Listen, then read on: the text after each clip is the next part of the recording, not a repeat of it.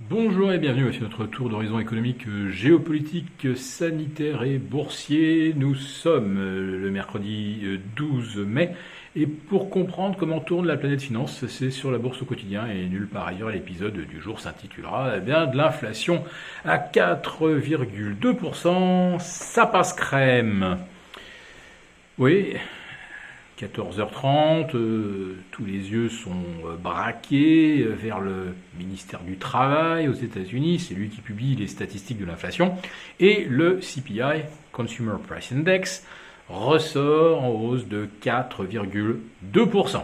On attendait plus 3,6 en rythme annuel. En séquentiel d'un mois sur deux, on attendait plus 0,2, on a plus 0,8. Les taux se tendent, nos OAT affichent leur pire niveau maintenant depuis presque un an. On est remonté à 0,23, les T-bonds américains reviennent à 1,64,5 et au miracle, les indices boursiers grimpent. Alors ils grimpent en Europe, pas aux États-Unis, où le Nasdaq perd d'ailleurs un peu plus de 1,3% et le S&P à l'instant est à moins 0,6. Alors qu'est-ce qui se passe à Paris? Le CAC 40 en hausse de 0,3% à 6285. De mauvais chiffres, Wall Street qui baisse et le CAC qui progresse. Eh bien, on le doit à nos banques, avec la Société Générale qui gagne 2%, le Crédit Agricole 1,7%, on n'est pas loin de 1,5% sur la BNP. Et donc ces trois-là suffisent à tracter le CAC 40 au-delà de ces niveaux, point pivot même, puisque en dessous de 6265, on va dire que on basculerait dans un scénario de consolidation. Mais voilà, le CAC 40 s'éloigne un petit peu de cette zone critique. On était un petit peu en dessous juste après les chiffres des prix américains et on est repassé au-dessus. Voilà, youpi. Alors, assiste-t-on enfin à la grande rotation de Wall Street en faveur des places européennes?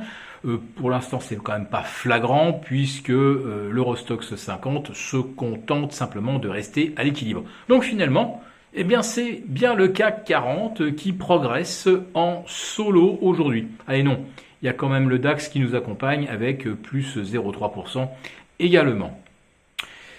Alors les chiffres publiés à 14h30, naturellement, nous montre qu'on est sur une trajectoire d'inflation très éloignée désormais de celle que prétend maintenir la Fed. On est donc à 4,2 en rythme annuel contre un objectif de 2% pour la Fed. Alors combien de temps va-t-elle continuer de nous servir la fable de l'inflation transitoire? Monsieur James Bullard s'y est encore essayé hier, et avec un certain succès, puisque Wall Street avait comblé une bonne partie de ses pertes, le Nasdaq, notamment remonté de moins 2,20 à 0, puis finalement 0,20, moins 0,20 au final. Donc Monsieur Bullard, lui, persiste à dire qu'il est bien trop tôt et il serait complètement prématuré de parler de tapering, de réduction des achats de la Fed. Et Wall Street semblait donc s'accrocher à cet espoir, à cette promesse. Donc aujourd'hui, avec les chiffres qu'on vient d'avoir, il est évident que les prévisions de la Fed apparaissent de plus en plus intenables. Et puis vous avez un grand stratège de Wall Street qui s'appelle Stanley Druckenmiller, qui a été, je crois, un collaborateur de Warren Buffett dans les années 2000, qui s'était distingué en faisant un carton sur les dot-com, enfin, tant que celle-ci grimpait.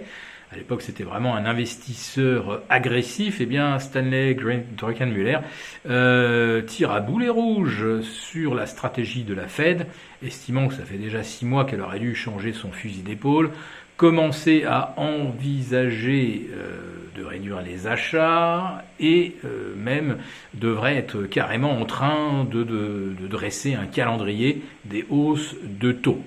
Voilà, donc il y a des gens qui vraiment estiment que la Fed prend des risques inconsidérés en se laissant complètement déborder par l'inflation. Et puis vous avez à l'autre bout du spectre, alors un vieux de la vieille, Jeremy Siegel, qui est professeur d'économie à Wharton, mais également conseiller de gérant de fonds, alors pour qui lui, alors là, tout va bien. Le monde des bisounours, oui, l'inflation sera transitoire. Oui, actuellement, la correction du Nasdaq, c'est l'occasion de se repositionner avant le rallye d'été. Il y a 10, 15, 20% de potentiel à la hausse d'ici la fin de l'année, car la Fed ne va pas remonter les taux, elle va tenir parole, elle tiendra jusqu'en 2023 avant de bouger le petit doigt. Donc allez-y les gars, et tout ça avec un large sourire. Il est bien sûr de lui on va dire que la trajectoire actuelle des marchés, vous pouvez la prolonger pratiquement jusqu'à la fin de l'année.